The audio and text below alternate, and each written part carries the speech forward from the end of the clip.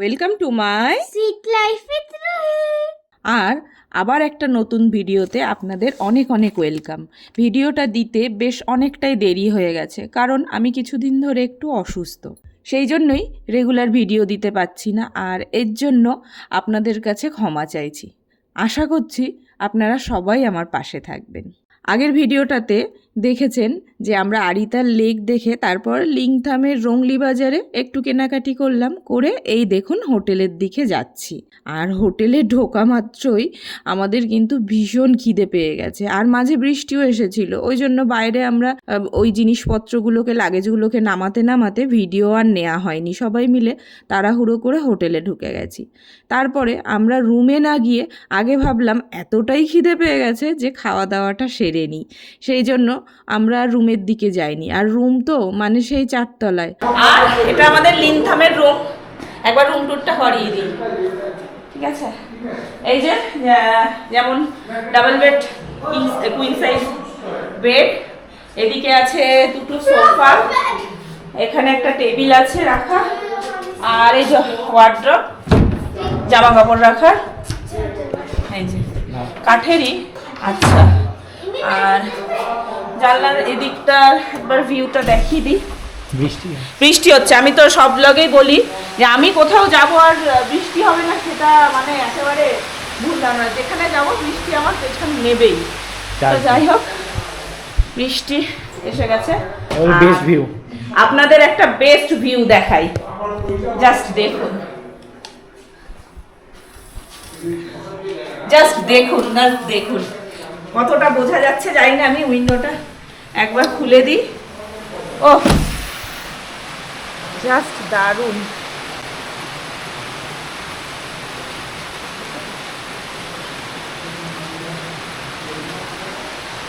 ও দুপুরে কি খেয়েছিলাম সেটা তো বলাই হয়নি। মেনুতে ছিল ডাল আর ছিল কালারিং পাঁপড় ভাজা, যেটা কিনা রুহির খুবই পছন্দের। আর সঙ্গে ছিল বাঁধাকপি চচ্চড়ি। বাঁধাকপি চচ্চড়িটা এত দারুণ, এত সিম্পল আর এত দারুণ, আমি আগে সত্যি কখনো খাইনি। নিজে এতবার বাঁধাকপি রান্না করেছি, কিন্তু এই বাঁধাকপির টেস্ট পাওয়া যায় না। তো সেটা কেন আমি অবশ্যই বলছি ভিডিওতে। আর সঙ্গে ছিল ডিম কষা। আসলে আমরা এখানে যে কদিনই এসেছি প্রতিদিনই দুপুরবেলা ডিম, রাতে চিকেন, এইভাবেই খেয়েছি। মাছ তো এখানে পাওয়া যায় না, আর পাওয়া গেলেও কেমন হবে না হবে সেই ভেবে মাছটা আর খাওয়া হয়নি। আর সঙ্গে তো পেঁয়াজ লঙ্কা থাকবেই। গার্ডেন টাইপে সব ভেবেছিলাম ঘুরে দেখাবো, কিন্তু হলো না। তো বৃষ্টিটা যদি 1 ঘন্টা পরে কমে অবশ্যই দেখাবো। আর এদিকে তো একটু ফরেস্ট মানে জঙ্গল টাইপের আছে, এই জঙ্গল সেই জঙ্গল নয়, এটা ওয়াও জঙ্গল। আর এদিকে ওয়াশরুমটা একটু দেখিয়ে দিই।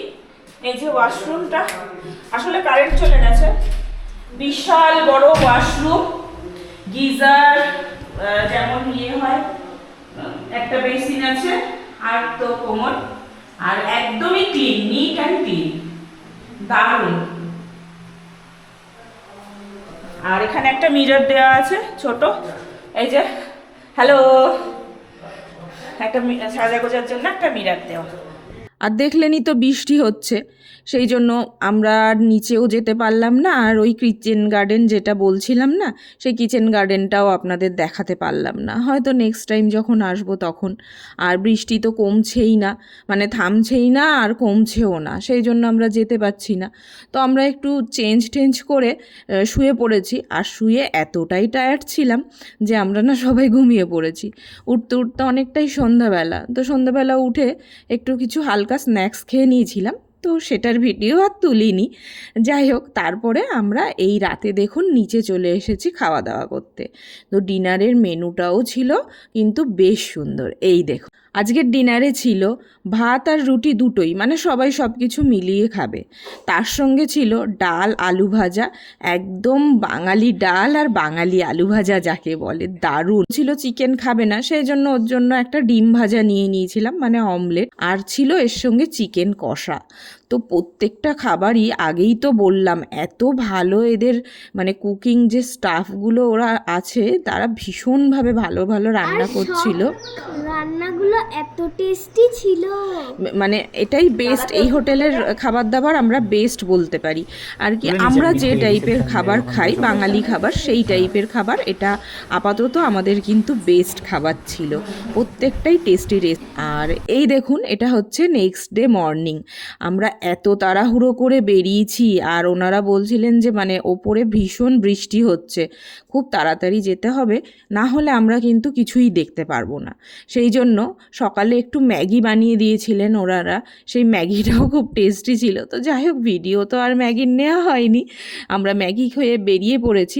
আর অবশেষে আমরা বেরিয়ে পড়েছি সেই রাস্তাটা দেখব বলে, যেটার জন্য আমরা বহু দিন থেকে অপেক্ষায় ছিলাম। আর সেই রাস্তাটার নাম হলো সিল্ক রুট বা সিল্ক রোড।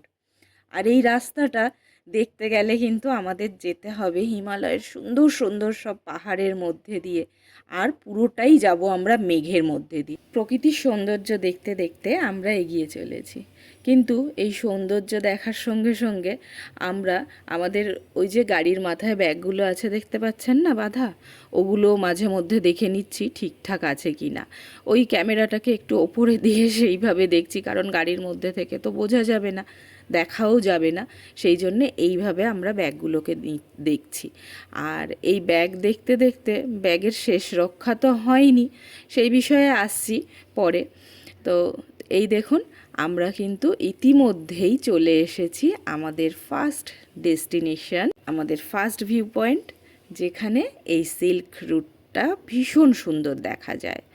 কিন্তু কপাল খারাপ থাকলে তো আর কিছু করার থাকে না, সেই জন্য এই এত কালো কালো মেঘের মধ্যে থেকে আমরা কিচ্ছু বুঝতে পারছি না যে জিগজ্যাগ যে রাস্তাটা খুব সুন্দর, এই ভিউ পয়েন্টটা এত সুন্দর দেখা যায়। এই যে এই ছোট্ট দোকানটা, এই দোকানেই আমরা একটু চা কফি খাবো, দেখা যাক, এইবারে তো দেখতে পাবো না।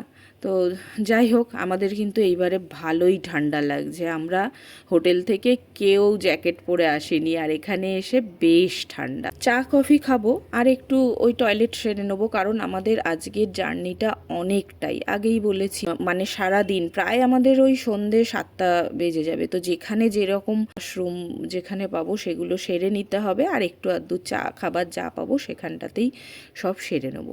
এনার কাছে চা খেতে খেতে দেখছি একটা কেমন যেন আমাদের পুলি বা মোমো টাইপের কিছু বানাচ্ছে। তো ওনাকে জিজ্ঞাসা করাতে উনি এটার নাম বললেন ফালে, চিকেন ফালে। এই ফালে একটু টেস্ট করে দেখব, রুহিকে কিনে দিলাম আর বাবুকে কিনে দিলাম, আমরা জাস্ট একটু টেস্ট করে দেখব, কারণ খেয়েছি ম্যাগি সকালে আর খেয়েও খুব একটা খিদে এখনও পাইনি, তো আমরা একটু চা খেয়ে নেবো নর্মাল, আমাদের সেটাতেই হয়ে যাবে। তো এই চিকেন ফালে বানানোর প্রসেসটা আমি দেখছিলাম, ভীষণ সুন্দর, ওই একই মোমো টাইপেরই পুর ভরে দিতে হবে, চিকেনের স্টাফিং যেটা সেটা রেডি করা আছে, আর ওই ময়দাটা বেলে ছোট্ট লুচির মতো বেলে ওর মধ্যে স্টাফিংটা দিয়ে আর একদম ছাকা তেলে ভেজে নিতে হবে। আমার খুব একটা ভালো লাগেনি, রুহির নাকি ভীষণ ভালো লেগেছে। যাই হোক, এখন এইভাবেই প্রসেসটা করে, সেটা আপনাদের সাথে একটু শেয়ার করলাম।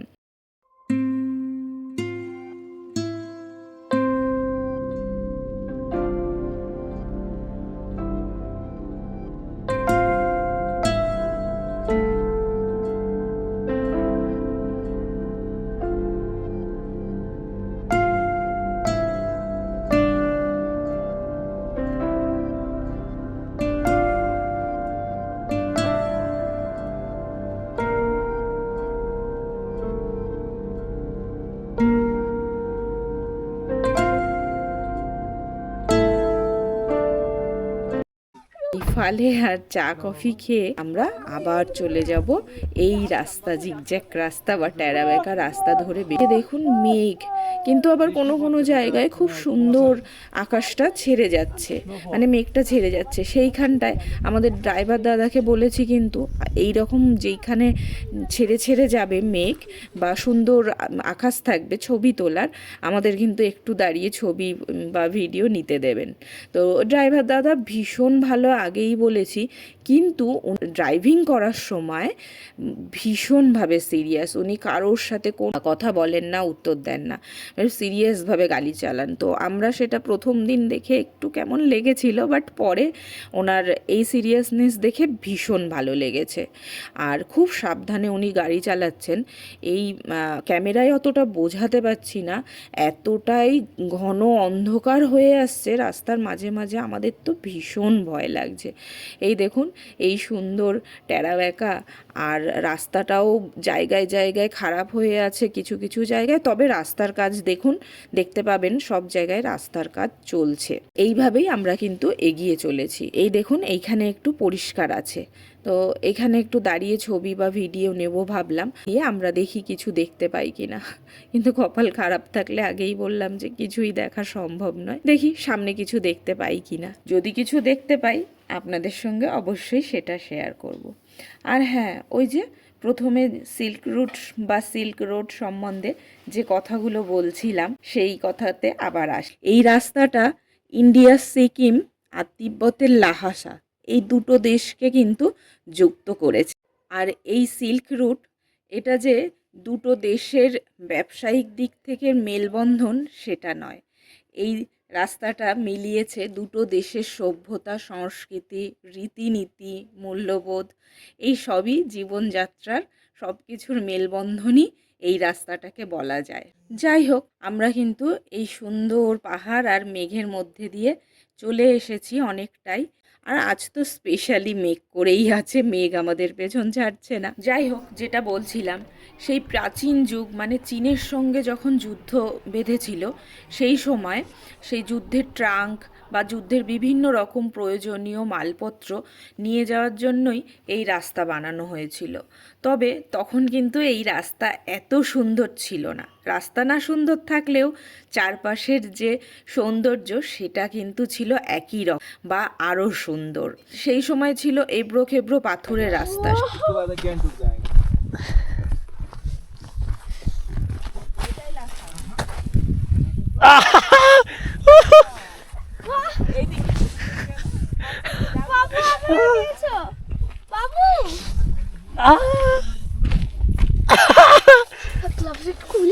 হাত দিয়ে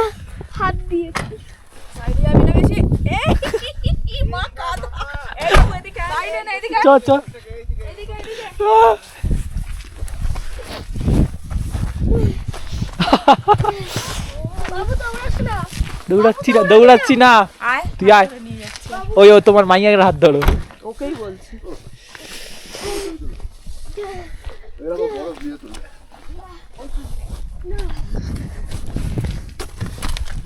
সব তো বড় লাগবে, লাগবে।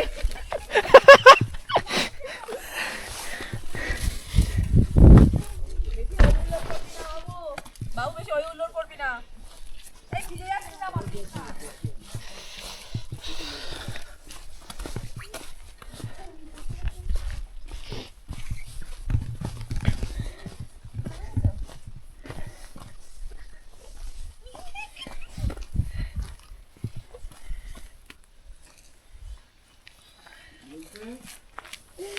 এখানে বেশি দেরি না করতে নিচে ওই চাঙ্গুতে আরো বেশি বরফ পাওয়া যাবে।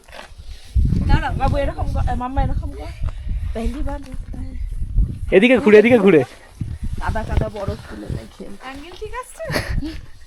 আমার সাথে বলে তোলো মাম্মা, কম লাগছে। বাবা শান্তি হলো।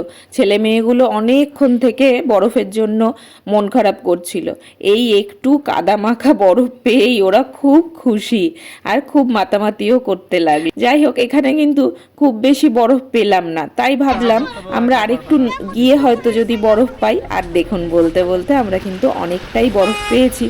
তবে এই বরফগুলো ছিল জলে ভেজা, জামা কাপড় ভিজে যাচ্ছিল, আর এখানে কাদা কাদাও হয়ে যাচ্ছিল। যাই হোক, এখানে একটু ওরা খেলে নিক, তারপরে আমরা আবার নিচের দিকে চলতে শুরু করব।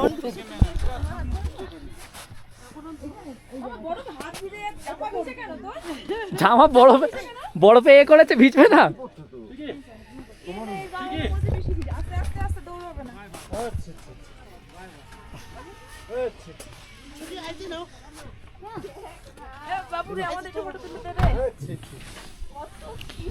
আর আমরা আবার চলতে চলতে সেই গল্পে ফিরে আসি। সেই সময় চীন নিজেদের সুবিধার জন্য এই রাস্তা তৈরি করেছিল। এই রাস্তা দিয়েই নানান ধরনের মশলা এবং দৈনন্দিন জীবনের বিভিন্ন মালপত্র এবং রেশম সিল্ক যেটা নিয়ে যাতায়াত করা হতো। আর এই সময় তো যানবাহন ব্যবস্থা ছিল না বলে এই সব জিনিসপত্রগুলোকে ঘোড়ার পিঠে বেঁধেই এক জায়গা থেকে আরেক জায়গায় যাতায়াত করতো। তো এই সময় এই জিনিসপত্র বা মালপত্রগুলোর মধ্যে সবচাইতে যেটা বেশি যাতায়াত করা হতো সেটা হলো রেশম সিল্কের। সেই জন্যেই এই রাস্তার নাম হয়েছে সিল্ক রোড। কি দারুণ না! আমরা আবার এই পথ ধরে এগিয়ে চলেছি, কিন্তু মাঝখানে বাবা হরভজন সিংয়ের মন্দির পড়েছিল। আমরা সেই মন্দিরে আর নামলাম না। আমি তো আগে দেখেছি, কিন্তু ওরা কেউ দেখেনি। নামার উপায়ও ছিল না, ভীষণ জোরে জোরে বৃষ্টি পড়ছিল, সেই জন্য আর কেউ নামলো না। যাই হোক, মন্দিরটার কিন্তু খুব সুন্দর একটা গল্প আছে। হরভজন সিং বাবা সোলজার ছিলেন, তো ওনার নামেই মন্দিরটা। ওনার একটা অ্যাক্সিডেন্টে, রোড অ্যাক্সিডেন্টে মৃত্যু হয়, আর তারপর থেকেই ওনার আত্মা এই মন্দিরের আশেপাশে আর সোলজারদের এখানেই ওনাদের বন্ধুর সঙ্গে ঘোরাফেরা করে। আর ওই আত্মা কিন্তু বলে দেয় যে শত্রুপক্ষের থেকে কিছু অ্যাটাক হলে সেটা নাকি জানিয়েই দেন আগের থেকে। আর যদি ডিউটির মাঝখানে কেউ ঘুমায় তাকে নাকি মাথায় এসে চাটি মেরে জাগিয়ে দেয়। তো এরকম বিভিন্ন রকম খুব সুন্দর গল্প আছে, আর মন্দিরটাও ভীষণ সুন্দর। নাও আমরা এখন ছাঙ্গু লেকে, কিন্তু এত কপাল খারাপ কিচ্ছু দেখতে পাচ্ছি না। চারিদিকে কুয়াশায় কুয়াশা, পুরো রাস্তা কুয়াশাতে কুয়াশা, কিচ্ছু দেখতে পাইনি। আর ঠান্ডা, খুব ঠান্ডা, আর ধোয়া ধোয়া দেখাচ্ছি। তাও ওদিকে কোথায় যাবে? ওই বরফের ওখানে যাবে।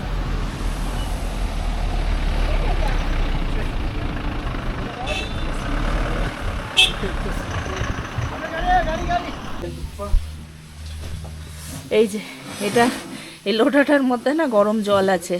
এরকম ধরে থাকলে দু হাত দিয়ে বেশ হাতটা আরাম পাচ্ছে। মামা ধরো, দু হাত দিয়ে ধরো, দুপাশে হাত দাও এরকম ভাবে। হ্যাঁ, এই যে আরাম লাগছে না? হ্যাঁ। আর আমরা এখানে কি খাবো দেখাচ্ছি। মামা একটু সরাও।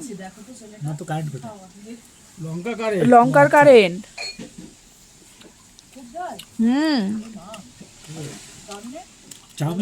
চাউমিন খাইনি আমি। এ নাও চাউমিন। এই যাও, যা তুপ্পা।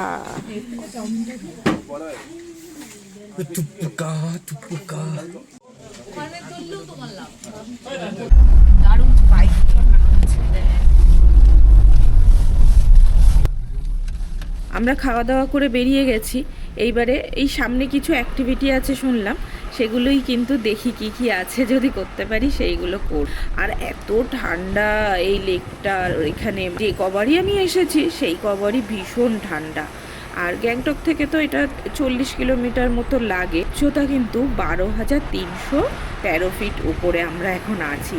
তো মানে হাতগুলো একদম সাংঘাতিক ধরনের ঠান্ডা লাগছে, আর হাত মনে হচ্ছে কেমন যাচ্ছে, এত ঠান্ডা। আমরা তো এবারে আর গ্লাভস আছে। যাই হোক, দেখি সামনের দিকে এগিয়ে যাই। আর এই লেকটা দেখুন, ভগবানের কি সৃষ্টি না! এই দিকে বরফ, পাহাড়, ওই বরফ গলে গলে এসেই একটা কিন্তু লেক তৈরি হয়ে আছে। আর এই লেকটা চারিদিকে বরফ হলেও কি হবে, এখানে কিন্তু জল থাকে। ওই ডিসেম্বর মাসে তখন শুনেছি লেকটা জমে যায়। আর এই দেখুন, ওই যে আমি বলছিলাম না অ্যাক্টিভিটি আছে, তার এই যে জিপ লাইনিং, এইটা তো সবাই বলছিল উঠুন উঠুন, ওরা এসে খুব করে বলছিল। আমি বাবুকে বললাম তুই ওঠ, ও বললো ঠিক আছে। কিন্তু যখন ওকে উপরে উঠিয়ে দিয়েছে একটু একটু ভয় তো পাচ্ছিল, আর ভীষণ আনন্দও হয়েছে। আর এই সময়টা একটু কিন্তু বৃষ্টি কমেছে, আর ও যখনই মাত্র দড়িতে বেঁধে ওকে ওপরে তুলেছে, বৃষ্টিটা এত ঝমঝমিয়ে এসছে, তখন আমাদের মনে হচ্ছে মানে আমরা দৌড়ে গাড়িতে যাব কি, আমাদের বৃষ্টিতে ভিজে ভিজেই ভীষণ আনন্দ হচ্ছে। তবুও ওই শরীর খারাপের ভয়ে আমরা আর ওখানে দাঁড়িয়ে থাকলাম না। যে মুহূর্তে শেষ হলো আমরা দৌড়ে গাড়িতে চলে আসলাম। আর এইবারে আবার যাব একদম সোজা গ্যাংটকে গিয়ে নামবো। এরপরে রাস্তায় আমরা আর কোথাও দাঁড়াবো না। আর এই দেখুন আমরা গ্যাংটকে কিন্তু পৌঁছে গেছি। আর এইবারেই আমাদের ড্রাইভার দাদা এইখানে এই ট্যাক্সির স্ট্যান্ডে ছেড়ে দেবে। আর আমরা দুটো ছোট গাড়ি নিয়েছি, যেহেতু আমাদের লাগেজ আর আমরা অনেকজন, একটা গাড়িতে সম্ভব নয়। আর এই গ্যাংটকের ভেতরে না ছোট গাড়ি ছাড়া চলে না, মানে বড় গাড়ি ওরা অ্যালাউ করেন না। তো হোটেল পর্যন্ত আমাদের ছোট গাড়িতেই আসতে হয়েছিল। আর এই দেখুন ব্যাগপত্র নামাতে হয়েছে কাণ্ড। সামনের গাড়িতে মানে রুহির পাপা যে গাড়িটাই ছিল সেই গাড়িতে কয়েকটা লাগেজই দেয়া হয়েছে। আর রুহির বাবা তো সব কিছুতেই ভুলে যায় সব কিছু। তো একটা ব্যাগ ওরা ওপরে মানে ছাদে না রেখে ডিকিতে রেখেছিল। সেই ব্যাগটাই এই দেখুন ব্যাগ যে নামাচ্ছে ওই ব্যাগটা ওই ড্রাইভার দাদা আমাদের কাছে কিন্তু নামিয়ে দেয়নি। তো আমি শুনেছিলাম গ্যাংটক নাকি খুবই ভালো, আমাদের ব্যাগ আমরা পেয়ে যাব। সামনে তখন পুলিশ ছিলেন হোটেলের ম্যানেজারও আমাদের বলেছিলেন যে পেয়ে যাব, কিন্তু শেষ পর্যন্ত তো আপনারা জানেনই ব্যাগটা আমাদের হারিয়ে গেছে। তো সেই কাণ্ডটা আবার পরে বলছি কিভাবে কত কিছু করে আমরা ব্যাগ ফেরত পেয়েছিলাম। এইখান থেকে এসছি এই কুপকুপ এই সব জায়গা দিয়ে ঘুরে বাবা মন্দির দিয়ে এখানে ছাঙ্গুল একটু দেখতে পাচ্ছি না ঠিক কোথায়। টি দিয়ে সবে টি দিয়ে এইটা মনে হয় এই যে এর পাশ থেকে ঘুরে এখান থেকে গিয়ে এখন এইখানে আছি এই জায়গায়। কোন রুমটা নিবি একটু যাই হোক, একটা ড্রাইভার খারাপ বলে আমি সব ড্রাইভারকে বলবো না। উনি যখন দেখলেন আমাদের ব্যাগটা আছে উনি আমাদের ফেরত দিতে আসেননি। আর কিন্তু আমাদের যে ড্রাইভার দাদা সেই ড্রাইভার দাদা ভীষণই ভালো ছিলেন, যে এই কদিন যে ঘোরাচ্ছিলেন। আর আরেকটা ড্রাইভার দাদা যে ওই লাল গাড়ি যেটা ছিল দেখছিলেন আপনারা, সেই ড্রাইভারটা কিন্তু ভীষণ, উনিই আমাদের হেল্প করেছেন। তো সেই কাণ্ডটায় পরে আসছি, আপনাদেরকে বলছি সেটা কতটা হাঁটতে পারি। এমনি গাড়িগুলো আছে ওই এমনি গাড়ি, ওগুলোই এরাই 20 টাকা করে নিচ্ছে মার্কেট পর্যন্ত। তো আমাদের বলে দিয়েছিল, আমরা দেখি হ্যাঁ এই যে দার্জিলিংয়ে শুধু এই স্কোয়াশের তরকারি দেয়। এই যে কুমড়োর পাতার মতো আছে এইগুলো দেখা যাচ্ছে। স্কোয়াশই না বলে, তোমার বাংলা তো জানি না। স্কোয়াশ এই যে এইটা হচ্ছে স্কোয়াশ। ওই যে এইগুলো টেস্ট পেঁপের মতো। তাহলে আমরা শেষমেশ হাঁটতে না পেরে কি করলাম, আমাদের দৌড় শেষ হয়ে গেল, আমরা গাড়িতে উঠে পড়েছি। এখান থেকে এইটুখানি চলে যাচ্ছে, যে ভয় দেখালো। হ্যাঁ। আর ওই যে বলছিলাম আমাদের ওখানে সেই সময় ওই হোটেলের ম্যানেজার যিনি আছেন তিনি আর একজন পুলিশও ছিলেন, পুলিশ অফিসার। তো উনি বললেন যে আপনাদের ব্যাগ আপনারা এক্ষুনি পেয়ে যাবেন, আমরা বলে দিচ্ছি বলে। ঠিক আছে, ওরা এতটাই কনফিডেন্টলি বললেন যে হ্যাঁ পেয়ে যাবেন। তো আমরা সত্যি আর ব্যাগের চিন্তা করিনি। তো আমরা একদম চিন্তা মুক্ত মন নিয়ে আর মাইন্ড নিয়ে আমরা চলে গেলাম গ্যাংটকের ম্যালে ঘুরতে। আর এই যে যাচ্ছি আমরা ম্যালে, প্রথমে তো ভেবেছিলাম হেঁটে যাব, তারপরে দেখলাম একদমই দম নেই। আমি যখন হাঁটছিলাম আপনারা অবশ্যই মনে হয় আওয়াজ পেয়েছেন, মানে আমার নিঃশ্বাসের আওয়াজ। আমি ভীষণভাবে টায়ার্ড বা হাঁপিয়ে গেছিলাম। তো যাই হোক, সেটা তো তখন বুঝিনি। আমি বাড়ি ফিরে তারপরে বুঝেছি যে আমি কতটা অসুস্থ ছিলাম, সেই জন্যই অতটা হাঁপিয়ে যাচ্ছিলাম। যাই হোক, সেটা পরের কথা। আমরা তো একদম নো টেনশন, এইভাবে জন্য কোনো টেনশনই নেই। এইভাবে আমরা ভীষণ ভালোভাবে গ্যাংটকের যে মলটা সেটা এতটাই দারুণ, ওটা মলটা আমরা ঘুরতে লাগলাম।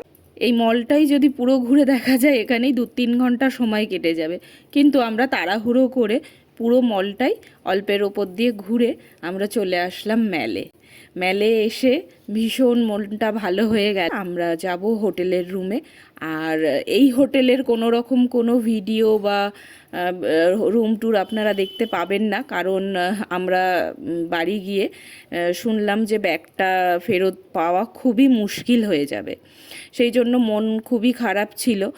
আর হোটেলের যিনি ম্যানেজার ছিলেন সেই সময় আমাকে বারবার জিজ্ঞাসা করছিলেন উনি জিজ্ঞাসা করছিলেন আপনার কি খুব দামি জিনিস আছে? তো আমি জানি না দামি কোনটা দিয়ে জিনিসকে দিয়ে বলা হয়। আমার কাছে সেগুলো খুব পছন্দের জিনিস আর খুব প্রিয় জিনিস। হ্যাঁ, আপনারা যদি দাম দিয়ে হিসাব করেন সেগুলোর দাম হয়তো খুব বেশি ছিল না, তাহলেও টোটাল মেলালে আমার 10,000 টাকার জিনিস মোটামুটি ছিল ব্যাগে, জিনিসপত্র। যাই হোক, ওনারা বারবার আমাকে এটাই বলছিলেন যে আপনার কি দামি জিনিস আছে, কিন্তু ওই ড্রাইভার দাদার উচিত ছিল ব্যাগটা দেখেই সঙ্গে সঙ্গে দিয়ে যাওয়া। কেন উনি দেননি জানি না। পরে আমাদের বলা হয়েছিল যে উনি দেখেননি। এটা তো হতে পারে না, ওনারা সব সময়ই জিনিসপত্র ওঠাচ্ছেন, আর উনি ওই স্ট্যান্ডেরও ছিলেন না, সেই জন্য একটু প্রবলেম হয়ে গেছিলো। তো আমরা যে গাড়িটা করে ওই মার্কেটে গেলাম, ওই ড্রাইভার দাদা ভীষণভাবে খুবই ভালো আমাদের হেল্প করেছেন।